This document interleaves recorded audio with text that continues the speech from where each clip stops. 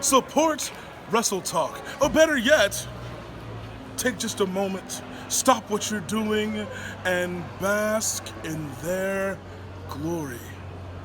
Support WrestleTalk! It's All Out 2022, and it is predictions time here on the WrestleTalk Podcast channel. I am Tomohiro. I am joined by Tempest, your Jam That Champion, and we're doing predictions for All Out 2022. This is the culmination of the Quizzlemania stipulation, where Tempest and I were reviewing everything AEW for up until All Out. So this is going to be the final thing. Me and Tempest are going to be doing live reactions for All Out on this channel as well. And that is going to be the last AEW thing before it passes, the ownership passes back to Ollie and Luke. But should be a banging show to go out on. A lot of matches. Oh, so many matches. Some of them should be good, statistically speaking. You got to think this will probably be a banger, because AEW pay-per-views normally are.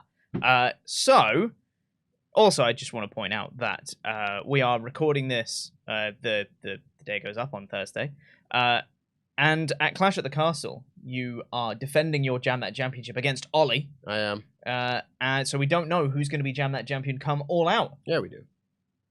I haven't even made predictions for that show yet. We have a good idea. I've got a pretty good idea. Who will be Jam That Champion come All Out. So the idea would be is that whoever the Jam That Champion is, on Sunday at All Out, will be defending the belt against me. It's old Chopper. It's me, once again, going for the Jam That Champion, just as it was dictated by divine powers. I'm in contention for the Jam That Championship. Of course. As it should always be. As it should always be. And just as I tried to win the Royal Jamble earlier this year to get a shot at this gold at WrestleJamia, I think in the spirit of friendly competition within LIW, I'm more than happy to offer you a shot at this title. See, the thing is, whoever wins it All Out, LIW wins. So, it's going to be great. I'm going to have a great time. Only WWE can ruin this. Only WWE can ruin this for us. But let's talk about All Out. We're going to start off with a big match, one that I'm really looking forward to. We'll go through the rest of the card, and we'll end with the main event. First one I want to talk about is Bryan Danielson versus Chris Jericho. Very spicy. This, I think, is one of my more anticipated matches on the card. Not just because I think it'll be a very fun match, but also because it's for the custody of Daniel Garcia. Yeah, they're going to have a Daniel Garcia ladder match. Exactly, except it's not a ladder match. It's not actually on the line. But we all know that that's the direction they're going, especially because, as announced on Dynamite, Daniel Garcia is going to be having a pure championship match against Wheeler Yuta next week on Dynamite. In Buffalo. Yeah. Which, to me, feels like that is his true initiation match. He's already kind of like proved himself against Danielson. I think he wins the pure championship, and he joins Blackpool Combat Club because of it. I think that is probably pretty likely. I think there's entirely a possibility in which they do some such nonsense and do a different story, and that will still be really good because there's a lot of different directions that they could go with this. But I would like to see Daniel Garcia in the Blackpool Combat Club at this point, and I think we're about hitting the peak of that build. Yep. I think this could be a really interesting weekend, but I don't know which of these two is going to win the match. I feel like it should be Danielson. It should be. Yeah. I think that the story should be... The thing is, it's not for the custody of Daniel Garcia, so you can quite easily do Chris Jericho winning. Right. I just think that the story works better if Danielson wins and Garcia sees that pro wrestling beats sports entertainment. Yes, I agree. But I think there's also a world in which, because of what happened on Dynamite this week, Daniel Garcia sees Chris Jericho cheat to win and then say, no. Yeah. I'm not standing for that. Yeah. I'm going to go with Bryan. So I think there's entirely a possibility that this could go either way. Yeah, that's a good shout. But my official prediction is Bryan Danielson. That's what I'm going to go for. For the sake of being different, I will say Chris Jericho. Ooh, spicy. Already spicy to start things off. That's how you win predictions. You make different ones. Yeah. It's not how you make predictions. You make the right ones. Yeah. But I'm sticking with it. Yep. Different is always best. Let's head over to the pre-show. 0 hour, as they're calling it. Speaking of anticipated matches, Tomohiro Ishii versus Eddie Kingston. Yes, please. Came out of absolutely nowhere, but yes, please to all of it. Eddie Kingston's winning this one. I think this is a pretty easy prediction. Yeah. I don't think Tomohiro Ishii, he hasn't won a singles match in AEW, I don't believe. He had the tag last year. Unless he was on Dark or something. Yeah, which I don't believe happened. Right. But he and Orange Cassidy beat the Butcher and the Blade last year. Mm-hmm. That, to me, is the only win he's had, so that would lead me to believe that he won't be... Match. Yeah, really interesting. Orange Cassidy and Tomohiro Ishii are stable mates. What is chaos? That's a great question for another day, unfortunately. Yeah. But none of that gives me any reason to believe that Tomohiro Ishii is going to beat Eddie Kingston. Yeah, Eddie Kingston win this one, and it should be a banger. Mm-hmm. We've got an All-Atlantic Championship match, also on the pre-show. Pac defending his belt against Kip Sabian. I mean, I'd like Pac to retain here, because he's not long won the belt, and I think he's defended it once so far. Well, he's defended it a bunch of times, just in matches on like Dark and Elevation. Not in AEW, right? He actually hasn't defended it in AEW yet. Don't believe so, no. Yeah. So this is his first title defense in AEW. I'd like to see him retain. Does that destroy the Kip Sabian character? What is Kip Sabian's character? We don't have time for this, but my answer to that is I do not care. Yeah, no, that's fair. Yeah, I don't really care either. I want Pac to win, so I'm going to predict Pac. I think it would be a massive mistake to take this belt off of Pac, especially this early. I'm going to say Pac retains. Yes.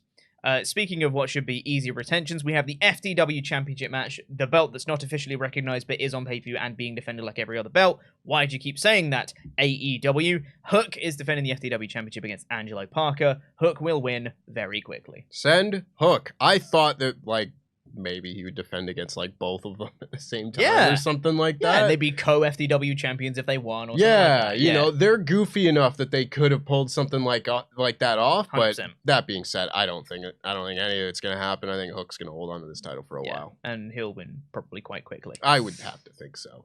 We have an interim AEW Women's World Championship 4-way match with Toni Storm versus Britt Baker, DMD versus Jamie Hayter versus Hikaru Shida. This, I think, based off the tag match that they had on Dynamite, I was already quite looking forward to this match, but then I saw the tag match Dynamite, and I was like, that should be a banger, you know? That was a very fun tag match. Yeah, it was. So I think this is going to be a real fun match. I think that Toni Storm is winning, because I don't see any of the others winning right now. The only other that I can think that would be a solid contender is actually Hikaru Shida. But because she won on Dynamite, that means she can't win on pay-per-view, right? That's just how it works. Wrestling has destroyed my brain with this reverse psychology nonsense. Yeah. We need to get to the next era where if you lose on the go-home show, you go back to the way it used to be. Yeah. They're gonna flip it again. And we're just going to keep doing that every 10 years. It's going to flip. They have done that. They did it with Liv Morgan, was it? Was that she won on Raw, she won on the SmackDown, then she won at the pay-per-view, and we were like, wait, what? That doesn't make any sense. So yeah, I think Toni Storm is winning here. Technically, she did win on Dynamite, but that's not the point. I think apparently the plan was for Storm to beat Thunder Rosa anyway, as is. I don't see why they'd change those plans. Storm would be a great champion, I think. And I think just replicate Moxie's run. Have her do some really good wrestling all the time. Easy wins. Yeah, I think that makes the most sense because, like you said, this match was going to be Thunder Rosa and Toni Storm. And then you can still do that match as a unification match later when she's healthy. Yeah. There's totally a possibility that any of that could happen. That being said, I do think Hikaru Shida has a really solid chance at winning this match. That'd be cool. Because she hasn't really done a whole lot this year after the Serena Deeb feud. She had a really good match on Dark or Elevation with Emi Sakura. So, she's still doing stuff, but not on TV as much as I would like to see. But I don't know. I think that this could be a really good swerve finish where instead of the one that everybody kind of thought was going to win, they just go a completely different direction with someone who wasn't even involved in the storyline whatsoever. Yeah. I think it's totally possible, but I will say Toni Storm will win. It is totally fair. Yeah, I could see. I think if ever there was going to be a shock result on this card, I think this is a good contender for that match. After that, we have a 6-man tag trios match of House of Black versus Darby Allin, Sting, and Miro, which should be a bit of fun. I'm very much looking forward to this match. Yeah. This is honestly one of my most anticipated matches on the whole show. That is totally fair. I don't know who's winning, honestly. I feel like House of Black kind of need some more big wins to really solidify them as a trio, but also it's Miro. Mhm. So, like, he should probably win because it's the whole, like, redemption arc of the story. I don't know. What do you think? Sting don't lose, man. That's so true. Sting doesn't lose. That is such a good argument. I think Sting, Miro, and Darby win this and they like pin Buddy Matthews or something like that. And maybe you continue on and then do Malachi Black and Miro as a singles match later or whatnot. Yep. But I don't know. I think there's usually like a line of thinking in wrestling where like if you take your first loss as a team or a group or whatever, you can then take a second one right after and then start on the upswing again. Yeah. And I think they might do that, where House of Black just lost for their first time ever against whoever it was, Dark Order. And they really cared about it. Yeah. You could tell from all maybe 2 seconds of reaction that they got. Yeah. Yeah. But having just lost that match, I do think it wouldn't be like the biggest deal if they lost another one if there was a narrative purpose. So I will say Sting, Darby, and Miro. I am going to agree with you. I think Darby, Sting, Miro is a good shout here. And I think that feeds into Miro's story of, killing God or whatever he's doing. The pagans. That's the journey that he's on. I think that's fair. The TBS Championship match, we have Jade Cargill putting up not only her title, but her winning streak against Athena, as she does every time she wrestles, because that's how winning streaks work. I think that this is the biggest chance that we've seen for Jade Cargill to lose. I agree. I don't know whether Athena will win, but I think that this has the most intrigue for me since they started recognizing Jade Cargill's like winning streak, like, oh, she's undefeated, all that stuff. Since they've been promoting that, I think this feels like the biggest chance for Jade Cargill to lose. And I think Athena's going to win. That is my prediction. Bang, straight in. Athena's going to win. It's bold, but I don't necessarily disagree with it. I don't know. See, again, it kind of goes back to the conversation that we're going to have on the Blackpool Combat Club podcast tomorrow. Yes. Check that out. Where with Roman Reigns, it felt like, okay, well, who's it going to be then? Yes. And I don't have an answer to that question for Jade Cargill. And Athena has been like the best possible answer we've got. Yeah. I thought that Chris Statlander maybe would have been that person if she didn't get hurt. And maybe this would have been a 3-way match just, in general. Seemed like that's what they were going to. Seemed like it. But of course she got hurt and we're all very sad for it. But that being said, at the moment, I think the best option is Athena. And I would rather they just do it now than have Jade beat her and then go back to the match, do it later, and have Athena win. Yes, I think agree. this could be a really big moment for that. And I think it's as good a moment as they've had. It's as good a chance to beat Jade Cargill with a relatively new star in AEW who's gotten a few wins here and there, but like we haven't seen the Athena show yet. Yeah. And I think this could be a really good opportunity for both of them to have just a blowaway match. That would be great. That being said, I will say Athena will win the title this Sunday. Both going Athena. Wow. We're betting on the underdogs here. Yeah. Underdogs, speaking of, Jungle Boy versus Christian Cage. Jungle Man. Jungle Man. Oh, I wish he said that in the promo. Tarzan Jungle Man. Oh, that would have been so Swing good. from a rubber. So this match has been a long time coming. Because what was it? Was it Full Gear last year when they had the trios match of Jungle Boy and Jurassic Express versus the Super Click. Super Click, yeah, that's the one.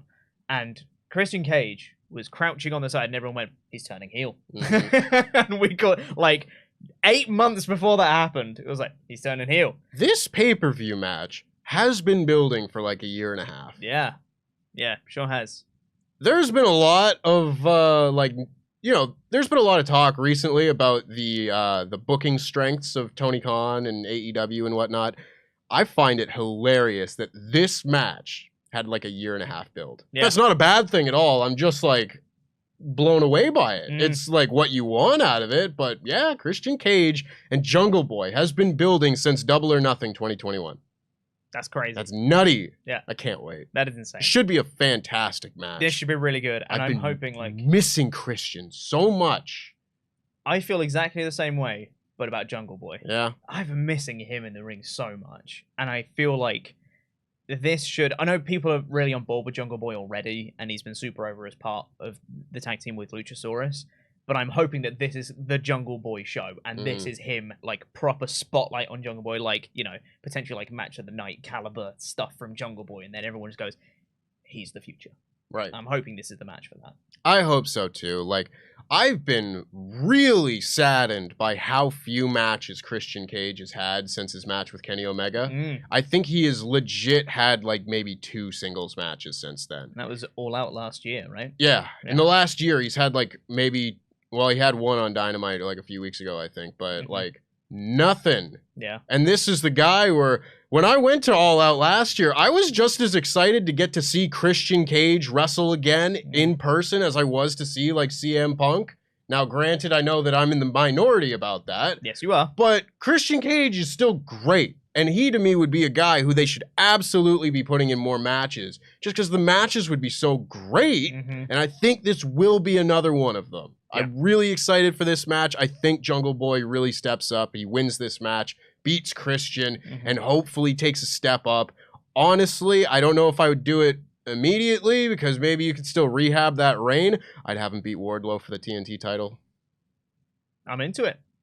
I like it. I like that plan. Speaking of Wardlow, great transition. Wardlow and FTR. Oh, my official prediction was Jungle Boy. I don't know if I said that. Well, you just did. I just did. Wardlow and FTR are taking on Jay Lethal and the Motor City Machine Guns. Yes! Came out of nowhere, but also the cool. Kind of thing I love to see in wrestling. Yep. Special guests popping in. Yeah. Oh, it's exciting. It's very good, isn't it? This one, I think, is fairly nailed on that it has to be Wardlow and FTR. They have so many belts. So much gold. Pin them just by draping all the gold from all They of can't them. move. They There's can't too move. many belts. I think this continues Wardlow's momentum since becoming TNT champ, which kind of went and got derailed, and they're trying to just build that back up again. FTR could do with a win, because it's always good when FTR win, and I don't think Jay Lethal or Motor City Machine Guns particularly need the win. So, no, this strikes me as just like one of those matches where you bring in someone that'll get a big pop, they'll have a great match, and then they can take the pin, so none of the AEW guys have to. Yeah.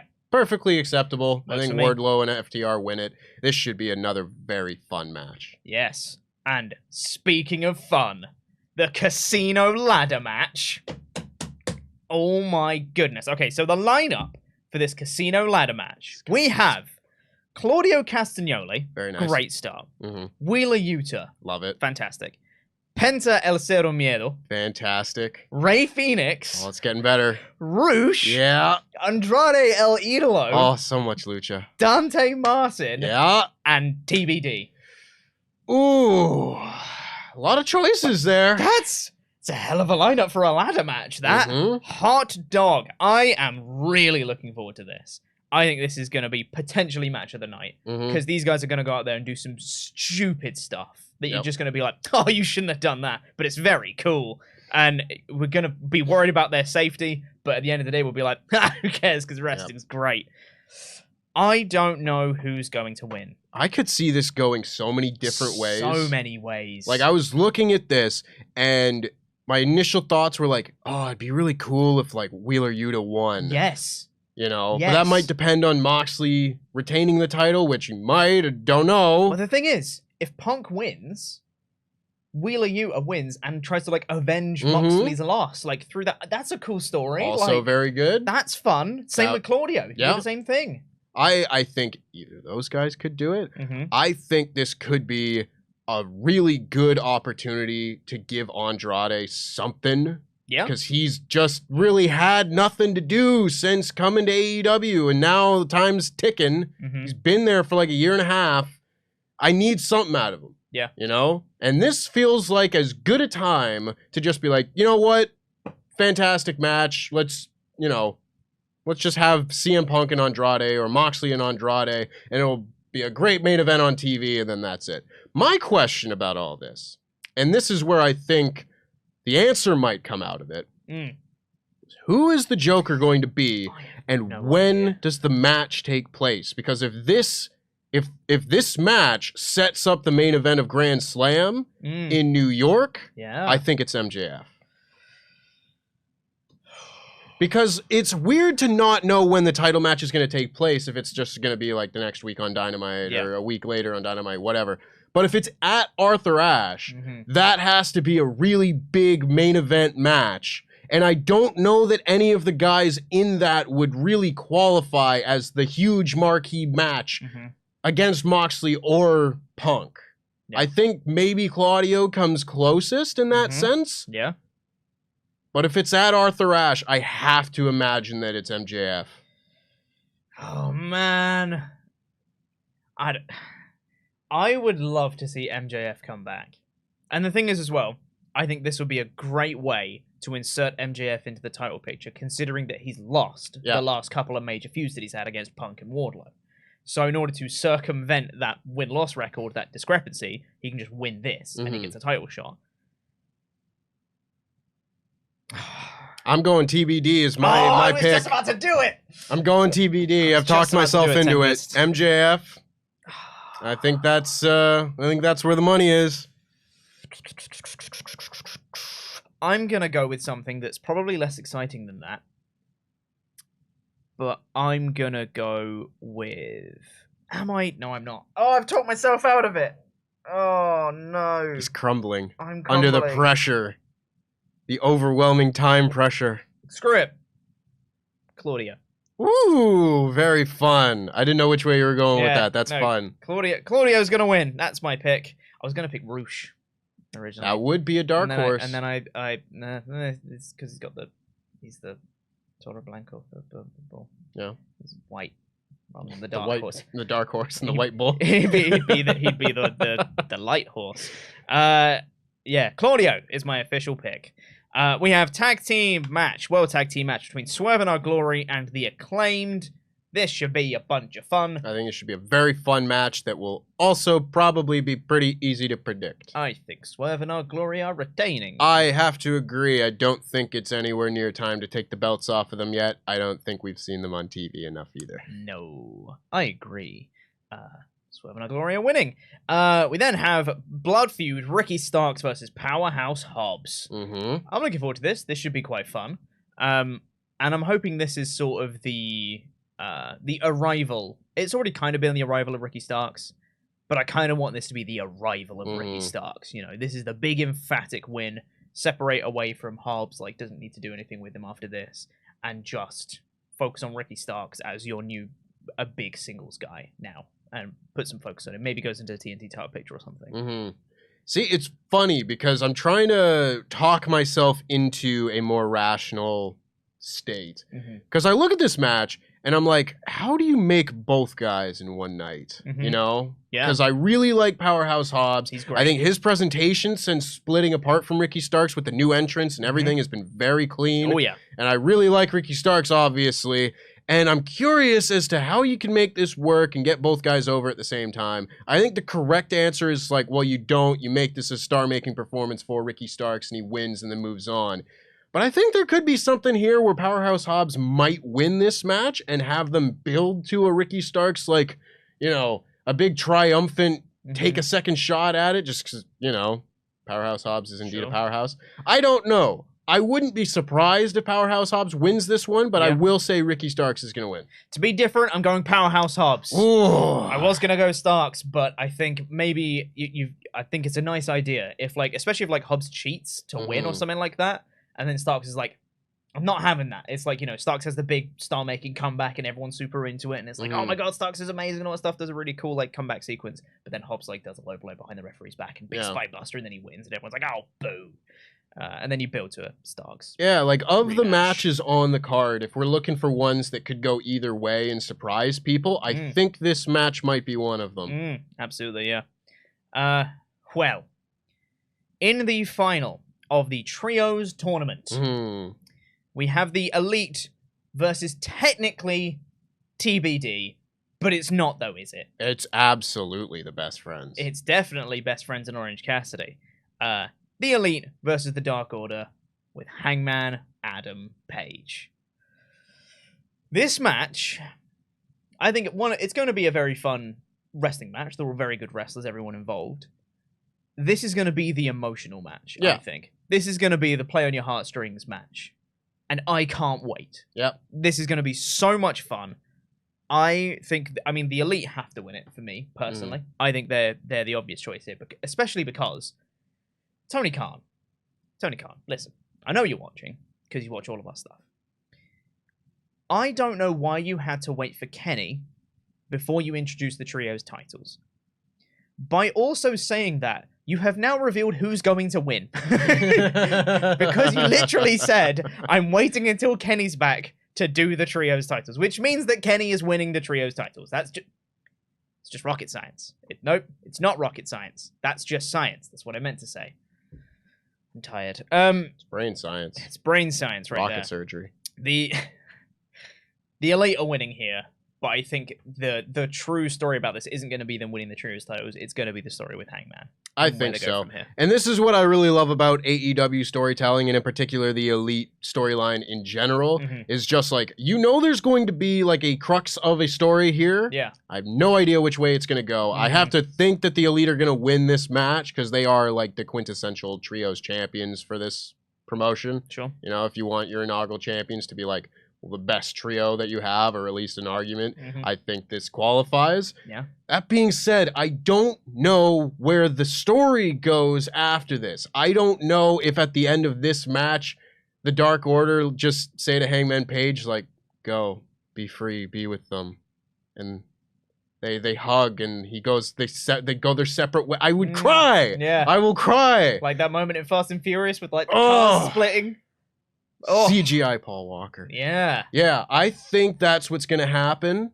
I don't know that, but this is the kind of show where, like, I know something's going to happen, so I'm excited. Yeah. And it's just like, it's fun to talk about. It's fun to fantasy book. Yeah. Yeah. What if, like, Hangman goes to, like, self-sabotage territory again? Like he's lining up for the box shot, and then, like, Kenny stands up, and he's like, I can't do it. There's going to be something in that. It's going to be really good. It's going to be great. I can't wait for that. And then we have the main event. Jon Moxley versus CM Punk for the AEW World Championship in Chicago. This has been a turbulent story to get here. But we are now here. I don't know who's winning. I feel like I have a right answer. I just don't know if the right answer is the right answer. Yeah. I think CM Punk is going to win. But I'm curious as to how he's going to win. Yeah. Because if he just wins clean, big old babyface in Chicago, I don't know if the story was the best. And I don't know if this is where we were going to get to, why we didn't just do Jon Moxley versus CM Punk in Chicago at all. I mean, that is where this comes down to it. Because, as I was saying to you in the office earlier, this, to me, is very much a wait-and-see kind of match, where I said a lot when this whole storyline started unfolding, where I was like, okay, you don't have me on this one. You have to justify this decision. And so far, I'm like, I'm mildly okay with it. Yeah. It's like they're going a more emotional route with CM Punk, having to like redeem himself from this performance that he's had, and that's all well and good. I'm with that so far. But I need to see the conclusion of this to fully get on board with it or not. Yeah. I think, like, I don't know if he just, like, is going to win clean in, like, a 20-minute match. I think if he wins clean in, like, a 45-minute match, I think the storyline kind of works. Because, like, he's a 60-minute man. What a chump, blah, blah, blah, blah, blah. If he then goes out and has, like, a really long performance, I think that does all kind of tie together nicely. I think there's also a possibility that this goes 60 minutes to a draw. Oh, my God. Which would be a lot at the end of a 14-match card. God. I hadn't even considered the possibility. But I think there it. has to be something to that line. I don't know. Maybe not. I think I'm going to go with CM Punk retaining because Chicago and everything. Winning the title. Yeah. Winning the title. But I think this could go a million different ways. Yeah. It really could. I don't mind CM Punk winning, but I think that either he has to cheat to win and turn heel, or there has to be some sort of story coming out of it, or like a post-match angle or a something afterwards that I think justifies the story that we've got to get here. Because I think if he just wins clean, I'm just going to be like, okay, but like, why don't we just do that? Mm-hmm. Why the stuff on Dynamite? Like, I'm not. The other alternative that I'd prefer is Moxley wins and Punk goes insane, and Punk just completely spirals and loses it, and then goes nuts from there, and his character takes this different arc. Either option, I think, totally works. But I think I'm going to be less interested if Punk just wins clean, because I think the alternatives are more interesting. Mm-hmm. That's I'm just be me. really interested to see how like all the matches play out on this card and what order they take place in. Because Yeah. if MJF shows up and wins that ladder match, I think it kind of telegraphs who's going to win that main event. Like maybe, maybe not. MJF and Moxley have history too, but Yeah, I don't know. Might make it a little bit more interesting. maybe. So one last question as well is we should probably pick a Joker, which I forgot about until right now. Mm-hmm. As current Jam That Champion, you get to go first. Who would you like to pick for your Joker pick? Jokers allow you to score double points, but also if you get it wrong, you lose those points, including those double points. So get 2 points. Sorry, you get 4 points for a title match because each title match is worth 2 points. Every non-title match is worth 1. If you pick a Joker, here's the card. If you pick a Joker on a title match, you could win 4 points, but if you get it wrong, you could lose 4 points. I'm going to go with the Elite Yeah? in the Trios The Championship Elite as match. the Joker. That's a The very Elite, solid pick. the Elite. The Elite. You look at a lot of those championship matches, and I mean, aside from unless you want to go Hook, I don't know how many others are going to be a slam dunk. See, I was looking at it, and I was like, I could be boring and pick Hook. Mm-hmm. I don't want to be boring. So I'm going to pick CM Punk. Ooh, it's going to be a spicy main event with the title on the line. I can't wait. This should be so much fun. CM Punk is my Joker, and you've got the Elite. That's 2 solid picks, I think. Yeah. I'm curious about all this. This is going to be a really fun show. So join us on Sunday because we're going to be doing live reactions live from this studio. Me and Tempest doing AEW stuff for the last time before the ownership passes back. Like and subscribe to this channel if you haven't already. Subscribe because we've got not only live reactions to All Out, but we also have live reactions for Clash at the Castle, which we're going to be doing from our watch party. That's going to be so much fun. Cannot wait for that. So subscribe for that. Subscribe for this. We're going to have reviews of, like podcast reviews of Clash at the Castle and All Out on the following days as well. So much content. So like and subscribe and stay tuned for all that stuff coming soon. I have been WrestleTalk. I've been joined by your Jam That Champion, Tempest. And that was predictions for All Out. Jam That Jam!